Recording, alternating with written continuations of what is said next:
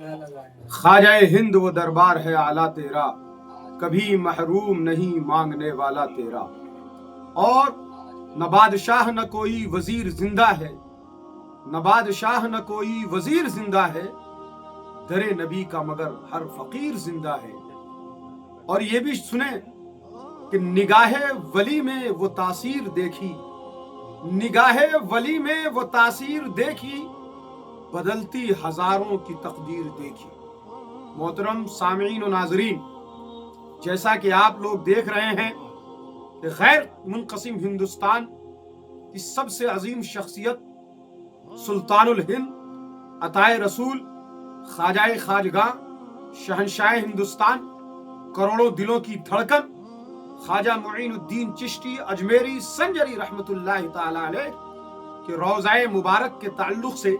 جس قسم کا پٹیشن دائر کیا گیا ہے اور اجمیر کی نچلی عدالت نے اسے جو منظوری دی ہے، یہ کروڑوں اربوں لوگوں کی بھاوناؤں کو آہت کرنے والا ہے۔ یاد رکھیے، یہ وہ دربار معلیٰ ہے جہاں سے بڑے بڑے فیصلے کیے جاتے ہیں، اور ہم سمجھتے ہیں اور ہمارا عقیدہ ہے کہ ہندوستان کی حکومت کسی تانا شاہ کے پاس نہیں ہے بلکہ غریب نواز شہنشاہ کے پاس ہے۔ اور ولیوں سے پنگا لینا اور ولیوں کی گستاخی کرنا یہ انسان کو تباہ و برباد کر دیتا ہے۔ بڑی بڑی حکومتیں آئیں اور چلی گئیں، بڑے بڑے فرعون نمرود اور یزید پیدا ہوئے اور فنا ہو گئے، اس لیے کہ اللہ کے نیک بندوں سے دشمنی، صوفیوں سے دشمنی، ولیوں سے دشمنی انسان کو تباہ و برباد کرتی ہے۔ موجودہ حکومت کے زیر سایہ جس طریقے سے کچھ اساماجک تتووں نے، کچھ اینٹی سوشل ایلیمنٹس نے ہندوستان کی آن بان شان حضور غریب نواز رضی اللہ تعالی عنہ کے روضہ مبارک پر انگلی اٹھائی ہے اور اسے دوسرے مذہب کی عبادت گاہ بتانے کا پٹیشن دائر کیا ہے، یہ انتہائی تکلیف دہ اور سخت مذمت کے قابل ہے۔ یاد رکھیے، صرف مسلمان ہی نہیں بلکہ تمام مذاہب اور دھرموں کے لوگ سلطان الہند عطائے رسول کی بارگاہ میں جاتے ہیں، چادر چڑھاتے ہیں، نذرانے پیش کرتے ہیں، شردھا سمن ارپت کرتے ہیں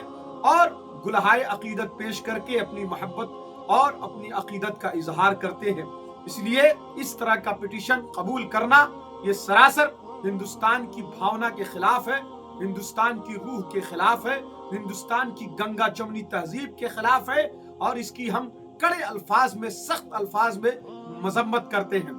میرے دوستوں اور بزرگوں، یہ کسی بزرگ نے جو کہا، کسی شاعر نے، کہ نگاہ ولی میں وہ تاثیر دیکھی، بدلتی ہزاروں کی تقدیر دیکھی، تو یاد رکھیے ولیوں سے جو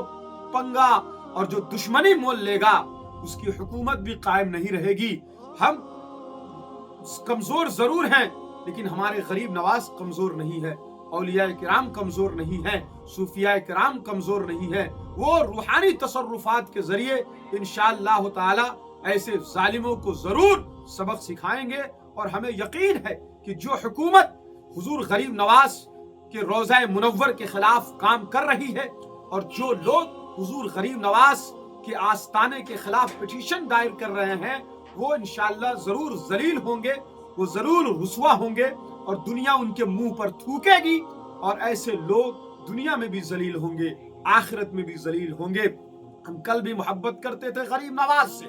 آج بھی محبت کرتے ہیں شہنشاہ ہندوستان سے، اور جب تک ہندوستان کے کروڑوں اربوں لوگوں کے دلوں میں محبت رہے گی غریب نواز کی، کوئی بھی دنیا کی طاقت حضور غریب نواز کے روضے کو توڑنا اور اسے جو ہے توہین کرنا اس کی تو دور کی بات ہے، انشاءاللہ اس کی ایک اینٹ بھی جو ہٹانے کی طاقت نہیں رکھتی ہے انشاءاللہ۔